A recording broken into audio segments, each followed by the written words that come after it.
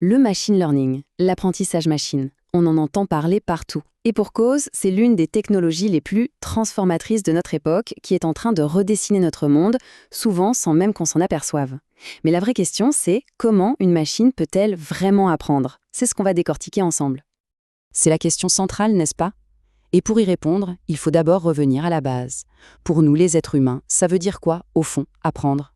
Pour nous, c'est simple. On apprend en acquérant des connaissances, des compétences, que ce soit par l'étude ou surtout par l'expérience. On observe, on essaye, on se trompe, on s'améliore. C'est vraiment le socle de notre intelligence. La question maintenant, c'est comment est-ce qu'on peut transposer ça à une machine? Eh bien, c'est là qu'on entre dans une approche qui change tout par rapport à la programmation telle qu'on la connaissait. L'idée, elle est à la fois très simple et complètement révolutionnaire. Au lieu de donner à un ordinateur une liste d'instructions hyper rigide pour chaque petite tâche, on va lui donner des données, énormément de données, et on le laisse trouver les règles du jeu tout seul. Il apprend à repérer des schémas, des tendances, et à partir de là, à faire des prédictions. Alors concrètement, comment ça se passe, cet entraînement? Il y a principalement deux grandes méthodes pour enseigner quelque chose à une machine. On peut imaginer une salle de classe, c'est une super analogie. D'un côté, il y a l'apprentissage supervisé. Là, c'est comme apprendre avec un prof qui nous donne des exercices et les réponses qui vont avec. De l'autre côté, il y a l'apprentissage non supervisé. Ça, c'est comme si on nous laissait dans une immense bibliothèque en nous disant « débrouille-toi pour classer tous ces livres », sans nous donner les catégories. Prenons un exemple concret pour l'apprentissage supervisé. On veut prédire si une équipe de foot va gagner son prochain match. Qu'est-ce qu'on fait?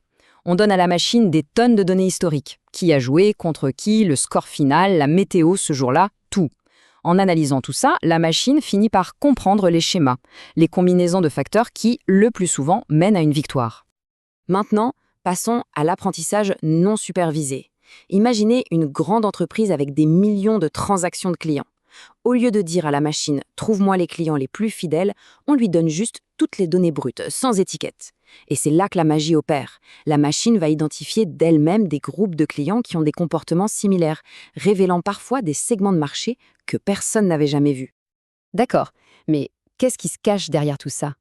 Quel est le moteur qui permet à une machine de réaliser de telles prouesses? Eh bien, la réponse se trouve dans une technologie absolument fascinante, les réseaux de neurones. Et comme leur nom l'indique, oui, ils sont directement inspirés par la façon dont les neurones sont connectés dans notre propre cerveau.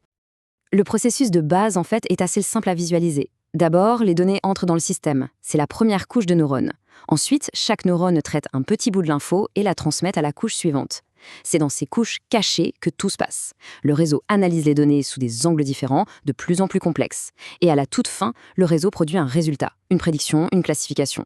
C'est en agissant la force des connexions entre tous ces neurones que la machine apprend. Bon, la théorie c'est bien beau, mais concrètement, à quoi ça sert? Eh bien l'impact, il est déjà immense et il touche des domaines qu'on ne soupçonne pas toujours. Tenez, un chiffre pour commencer, c'est assez parlant. Plus de 90% des plus grandes institutions financières du monde utilisent le machine learning. Et pas pour des petites tâches, mais pour des opérations absolument cruciales. Et l'une des applications les plus importantes pour nous tous au quotidien, c'est la détection de la fraude. C'est un peu comme un gardien silencieux qui veille sur nos comptes en banque. Ce scénario, on peut tous se l'imaginer. L'algorithme analyse des milliers de transactions à la seconde. Il apprend nos habitudes et il est capable de repérer instantanément une transaction qui sort de l'ordinaire. Par exemple, un achat fait à l'étranger, alors que notre téléphone, lui, est bien localisé à la maison. C'est ça, la puissance du temps réel. On quitte le monde de la finance pour un domaine où les enjeux sont, si possible, encore plus grands, la santé. Ici, l'apprentissage machine est littéralement en train de transformer la médecine. Regardez un peu ce qui se fait déjà. On a des systèmes qui peuvent analyser une radio et détecter des anomalies avec une précision parfois supérieure à celle des meilleurs experts. Il y en a d'autres qui peuvent prédire la meilleure thérapie pour un patient en analysant ses données génétiques. C'est une véritable révolution pour la médecine personnalisée. Et bien sûr, impossible de ne pas parler de notre vie de tous les jours en tant que consommateur. Le machine learning est au cœur du commerce en ligne. Quand un site nous propose pile le produit qui nous fait de l'œil, ce n'est pas de la magie. C'est un algorithme qui a analysé nos achats, bien sûr, mais aussi ceux de millions d'autres personnes pour deviner ce qui pourrait nous plaire. Et comme on le voit, près de la moitié des commerçants l'utilisent déjà.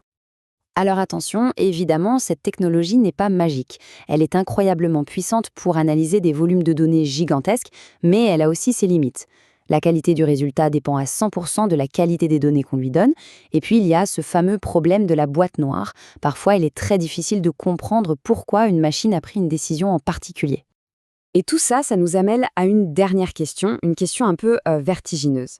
Si les machines apprennent à partir de nos données, de nos actions, de nos choix, de nos biais aussi, ça veut dire que, sans même nous en rendre compte, nous sommes leurs professeurs.